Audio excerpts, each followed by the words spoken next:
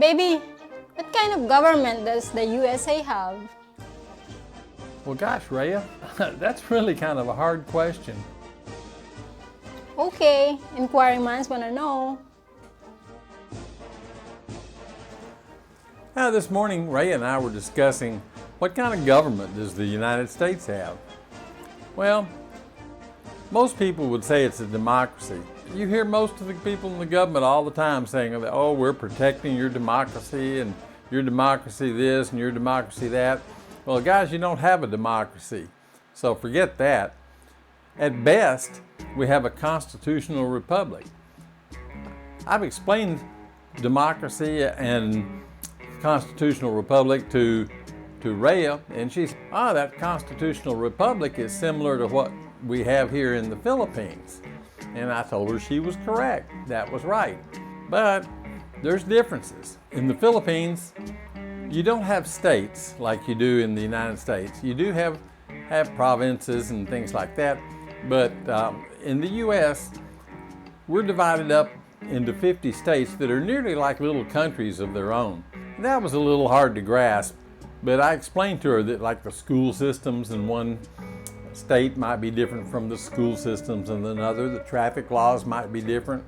So things can be different state to state. But that's not really what we're talking about today. What we're talking about is who runs the whole country, who runs the United States of America. Well, you've got about 542 representatives that you elect. 2 of those are the president and vice president. So that doesn't leave many others. If you compare that number to the population, each representative, Congress and Senate, each person represents about 650,000 people. Now, that's not very representative. If you try to contact your congressman or your senator, if you don't have a check in your hand with a big campaign donation number on it, well, all you're going to get from them is 2 things. You're going to get on their mailing list and you're going to get their email.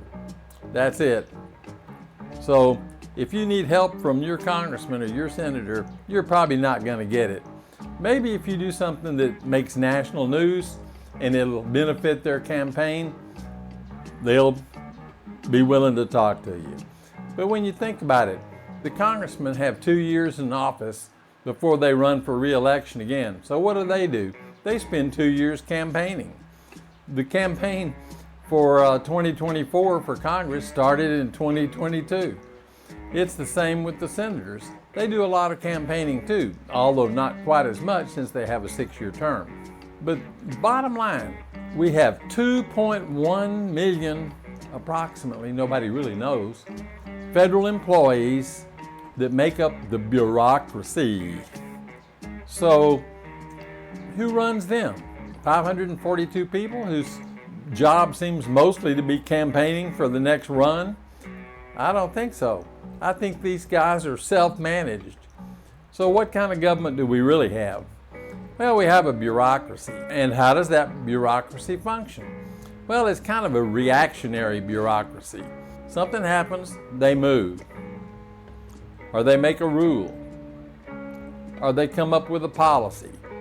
Or they ignore the Constitution of the United States. That's really become a common thing during the pandemic and even before that. They make rules that affect everybody that the Congress never sees. So who really runs the country? Well, it's that reactionary bureaucracy. And that's really the kind of government that we have. There is no representative government. If you think you are represented when you are one of 650,000 plus people in that group being represented, I think you might be wrong. I don't think you have any representation really. Your representation is so fragmented that nobody will notice that little piece. Basically, you're not represented. You can vote all you want, and it's not going to make any difference. It doesn't matter if you're a Republican or a Democrat. You don't have the power. The people that have the power are the bureaucrats, and they're in there for a long time because they have a union, they have civil service, and all these things to protect their longevity. So for them, job is job one. That's what they do. They're bureaucrats, and they do everything they can to protect their situation, protect their salaries, protect their interests, and then react to the things that happen in the real world. And like I said, those reactions don't necessarily have to follow the rules of the Congress, the rule of law, the rules of the Constitution. Not at all. They don't have to. They just make it up as they go, with the main goal, job is job one. So what kind of government does the United States have? It has a reactionary bureaucracy. I don't know if that's a real term or not, and I don't care, but it's what happens. That's what I told Rhea. And she watches the news and reads stuff enough, probably, that she understands that that is the way it happens in the United States. Well, that's about it for my rant today. We'll have other topics to cover later. This is JR, the TexpatOTG, and Rhea is around here somewhere. And both of us thank you for watching. The bottom line, we know what kind of government we have. We have a reactionary bureaucracy. That's it.